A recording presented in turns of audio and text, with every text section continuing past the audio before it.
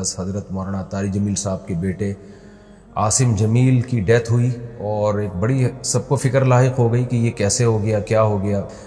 جو حضرت کا جو بیٹا ہے یہ بچپن سے ہی کسی دماغی بیماری میں مبتلا تھا اور علاج بھی ہو رہا تھا۔ حضرت جو ذمہ داریاں ایک باپ کی ہوتی ہیں وہ اولاد کے لیے وہ ذمہ داریاں پوری کرنے میں لگے ہوئے تھے، لیکن ظاہر ہے کچھ چیزیں اللہ کی طرف سے ہوتی ہیں، انسان اس میں بے بس ہوتا ہے۔ سب سے پہلے تو ہم دعا کرتے ہیں اللہ تعالیٰ اس کی مغفرت فرمائے، اور حضرت اقدس حضرت مولانا طارق جمیل صاحب اور ان کے تمام لواحقین، بیٹے کی والدہ جو تھی ان کو بھی اور بھائیوں کو اللہ صبر جمیل کی توفیق عطا فرمائے۔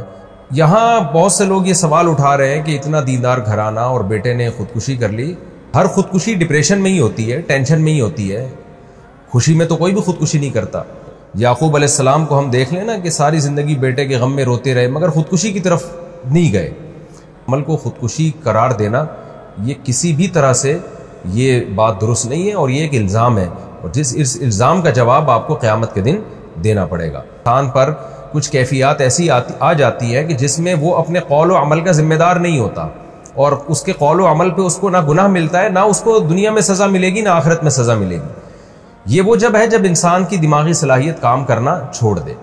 طلاق آپ کو معلوم ہے کتنا حساس معاملہ ہے، شدید غصہ میں بھی اگر انسان ہو تو طلاق واقع ہو جاتی ہے۔ ثلاث جدہن جد وہزلہن جد، اس حدیث کی روشنی میں۔ مفتی طارق مسعود کے بیانات کے لیے مفتی صاحب کے آفیشیل چینل مفتی طارق مسعود سپیچز کو سبسکرائب کریں۔ بسم اللہ الرحمن الرحیم، نحمدہ ونصلی علی رسولہ الکریم۔ میں گزشتہ رات ایک بہت ہی افسوسناک واقعہ پیش آیا۔ حضرت اقدس حضرت مولانا طارق جمیل صاحب کے بیٹے عاصم جمیل کی ڈیتھ ہوئی، اور ایک بڑی سب کو فکر لاحق ہو گئی کہ یہ کیسے ہو گیا، کیا ہو گیا۔ اب ان کے بیٹے کا مولانا یوسف جمیل صاحب کا بیان سامنے آیا ہے کہ اس نے خود کو گولی مار کے ہلاک کیا، اور ڈپریشن کا وہ پیشنٹ تھا۔ سب سے پہلے تو ہم دعا کرتے ہیں اللہ تعالیٰ اس کی مغفرت فرمائے، اور حضرت اقدس حضرت مولانا طارق جمیل صاحب اور ان کے تمام لواحقین، بیٹے کی والدہ جو تھی ان کو بھی اور بھائیوں کو اللہ صبر جمیل کی توفیق عطا فرمائے، اور اس بیٹے کو اس جہاں کی بھلائیاں نصیب کرے اللہ تعالیٰ، اس کے صغائر کبائر خطاؤں کو اللہ معاف کرے۔ میں جو یہ بیان ریکارڈ کروا رہا ہوں اس کا ایک بڑا مقصد جو ہے وہ ان لوگوں کو جواب دینا ہے جو اس عمل کو خودکشی قرار دے رہے ہیں، کیونکہ میں نے بھی کچھ کمنٹس پڑھے ہیں، کچھ لوگوں کے نیگیٹو کمنٹس ہیں۔ آپ کو پتہ ہے کہ دیندار طبقے کی طرف سے کچھ لوگ ایسے مخالف لوگ ہیں علماء کے، دینداروں کے، کہ ان کو موقع چاہیے ہوتا ہے پروپیگنڈا کرنے کا۔ ہمارے ہاں یہ بات مشہور ہے الحمدللہ، ہمارے ہاں دیندار طبقہ چاہے علماء کا ہو، قراء حضرات کا ہو، حافظوں کا ہو، الحمدللہ ان میں خودکشی کا ریشو نہ ہونے کے برابر ہے، ان کے گھروں میں بھی اور ان کے خود ان میں بھی کوئی بھی خودکشی نہیں کرتا۔ اور یہ بات بڑے فخر سے بیان کی جاتی ہے کہ قاری حضرات کی تنخواہیں دیکھیں آپ، ائمہ کرام کی تنخواہیں دیکھیں، ان کے مسائل دیکھیں، اس کے باوجود وہ خودکشی کی طرف نہیں جاتے، اس لیے کہ اللہ نے ان کو صبر دیا ہے۔ اور یعقوب علیہ السلام کو ہم دیکھ لیں نا کہ ساری زندگی بیٹے کے غم میں روتے رہے مگر خودکشی کی طرف نہیں گئے۔ تو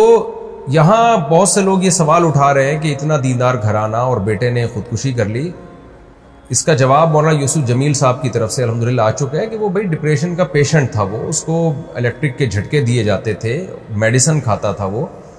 اور ڈاکٹروں نے یہ بھی ہدایات کی ہوئی تھی کہ اس کے پاس کوئی نہ کوئی رہنا چاہیے، کچھ بھی کر سکتا ہے۔ تو یہ جواب میں سمجھتا ہوں کافی ہے ان لوگوں کا منہ بند کرنے کے لیے جو اس عمل کو خودکشی قرار دے رہے ہیں۔ لیکن آپ کو پتہ ہے جو فتنہ پرست لوگ ہوتے ہیں ان کو باتیں کرنی ہے۔ بعض لوگ یہ بھی تبصرہ کر رہے ہیں کہ ہر خودکشی ڈپریشن میں ہی ہوتی ہے، ٹینشن میں ہی ہوتی ہے، خوشی میں تو کوئی بھی خودکشی نہیں کرتا۔ تو دیکھیں یہ ٹاپک ڈاکٹروں کا ہے، ڈاکٹر بتاتے ہیں، اور ہم نے مشاہدہ بھی کیا ہے کہ ڈپریشن دو طرح کی ہوتی ہے۔ ایک ڈپریشن تو عام لوگ جو دنیا کی محبت میں ڈپریشن میں گئے ہوئے ہیں، ایک ڈپریشن وہ ہوتی ہے جو کسی دماغی بیماری کی وجہ سے ہوتی ہے، اس میں دیندار لوگ بھی مبتلا ہو سکتے ہیں، اور اس کا کوئی علاج، اس کا علاج یہ نہیں ہے کہ اس کو صبر کی تلقین کی جائے، اس کا علاج میڈیسن ہوتی ہے، دماغ میں کچھ کیمیکل آگے پیچھے ہو جاتے ہیں۔ ایسے بہت سارے پیشنٹ ہم نے اپنی زندگی میں دیکھے ہیں، بہت اچھے لوگوں کو جنہوں نے بڑی بڑی ٹینشنیں جھیلی ہیں، برداشت کی ہیں، لیکن وہ بیٹھے بیٹھے ڈپریشن میں چلے جاتے ہیں، میڈیسن لیتے ہیں تو سیٹ ہو جاتے ہیں، وہ دماغ کے کچھ کیمیکل ہیں جو آگے پیچھے ہو جاتے ہیں۔ یہی وجہ ہے، اور یہ نئی بیماری نہیں ہے، صدیوں پرانی بیماری ہے۔ یہی وجہ ہے کہ علماء کرام نے یہ مسئلہ طلاق کے مسائل میں بیان کیا اور قتل قصاص وغیرہ کے مسائل میں بیان کیا کہ انسان پر کچھ کیفیات ایسی آ جاتی ہیں کہ جس میں وہ اپنے قول و عمل کا ذمہ دار نہیں ہوتا، اور اس کے قول و عمل پہ اس کو نہ گناہ ملتا ہے، نہ اس کو دنیا میں سزا ملے گی، نہ آخرت میں سزا ملے گی۔ یہ وہ جب ہے جب انسان کی دماغی صلاحیت کام کرنا چھوڑ دے۔ طلاق آپ کو معلوم ہے کتنا حساس معاملہ ہے، شدید غصہ میں بھی اگر انسان ہو تو طلاق واقع ہو جاتی ہے۔ ثلاث جدہن جد وہزلہن جد، اس حدیث کی روشنی میں۔ لیکن علماء نے بیان کیا کہ اگر کوئی ڈپریشن کا پیشنٹ ہے اور اس کے پاس قرائن ہے اور وہ اس کا دماغ صحیح کام نہیں کر رہا، ایسی صورت میں وہ بیوی کو 100 طلاقیں بھی دے دے گا تو نہیں ہوگی، اس لیے کہ اس کا دماغ ہی کام نہیں کر رہا ہے ایسے موقع پہ۔ تو جب طلاق جیسے مسئلے میں ہم علماء کرام آج سے صدیوں پہلے ایک اسٹریس اور ڈپریشن کا مریض جس کا دماغ کام کرنا چھوڑ دے، اس کے اس عمل کو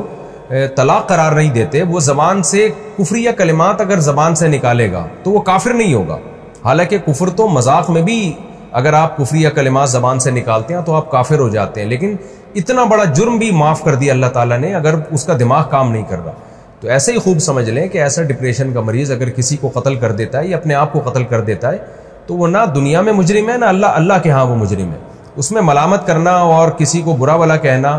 یا کوئی نیگیٹو باتیں کرنا، یہ جو باتیں کرنے والے لوگ ہیں وہ مجرم ہو جائیں گے۔ تو ایک ڈپریشن وہ ہوتی ہے جو دنیا سے دنیا کی محبت کی وجہ سے دنیا کی چھوٹی چھوٹی باتوں کو آپ بہت زیادہ بڑھا لیتے ہیں، ایک اس کی وجہ سے ہوتی ہے، یہ ناپسندیدہ ہے کیونکہ نیک لوگ ہمیشہ صبر کرتے ہیں۔ لیکن ایک ڈپریشن وہ ہے جو آپ کو کسی دماغی بیماری کی وجہ سے، تو یہ بچپن سے اس کی جو ہمیں تحقیقات سے معلوم ہوا ہے کہ یہ جو حضرت کا جو بیٹا ہے یہ بچپن سے ہی کسی دماغی بیماری میں مبتلا تھا اور علاج بھی ہو رہا تھا۔ حضرت جو ذمہ داریاں ایک باپ کی ہوتی ہیں وہ اولاد کے لیے وہ ذمہ داریاں پوری کرنے میں لگے ہوئے تھے، لیکن ظاہر ہے کچھ چیزیں اللہ کی طرف سے ہوتی ہیں، انسان اس میں بے بس ہوتا ہے۔ تو ہم سب اس غم میں حضرت کے ساتھ برابر کے شریک ہیں، اور ہم سب دل سے دعا کرتے ہیں اللہ تعالی حضرت کے اس بیٹے کو اس جہاں کی بھلائیاں نصیب کرے اور اس جہاں کی خوشیاں نصیب کرے، اور جو بھی ان کے رشتہ دار اور لواحقین ہیں اللہ تعالیٰ ان سب کو صبر جمیل کی توفیق عطا فرمائے، اور جو منفی کمنٹس کرنے والے لوگ ہیں اللہ تعالیٰ ان کو ہدایت دے۔ اور میں پھر دوبارہ اپنی بات کو ریپیٹ کرتا ہوں کہ اس عمل کو خودکشی قرار دینا یہ کسی بھی طرح سے یہ بات درست نہیں ہے، اور یہ ایک الزام ہے، اور اس الزام کا جواب آپ کو قیامت کے دن دینا پڑے گا۔ اللہ تعالیٰ مرحوم کی مغفرت فرمائے اور لواحقین کو اللہ صبر جمیل کی توفیق عطا فرمائے، اور مرحوم کو جنت میں اللہ تعالیٰ اعلیٰ درجات عطا فرمائے۔ وما علینا الا البلاغ۔